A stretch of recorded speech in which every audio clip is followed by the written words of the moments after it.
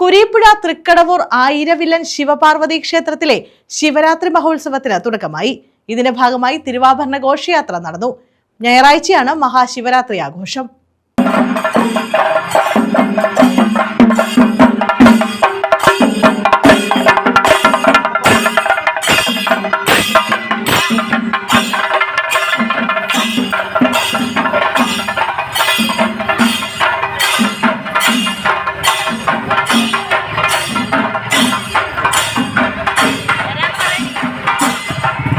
കുരീപ്പുഴ തൃക്കടവൂർ ആയിരവില്ലൻ ശിവപാർവതി ക്ഷേത്രത്തിലാണ് മഹാശിവരാത്രി മഹോത്സവത്തിന് തുടക്കമായത്.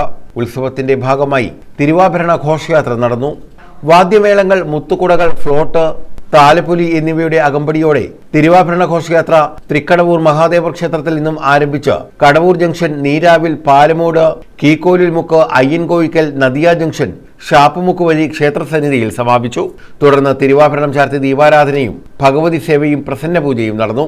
കൈകൊട്ടിക്കളിയും അരങ്ങേറി. ദീപകാഴ്ച, ഡാൻസ് നൈറ്റ് എന്നിവയും ഇതോടനുബന്ധിച്ച് നടത്തി. ക്ഷേത്രത്തിൽ മഹാശിവരാത്രി ആഘോഷം 15-ന് നടക്കും. News bureau, Chavara.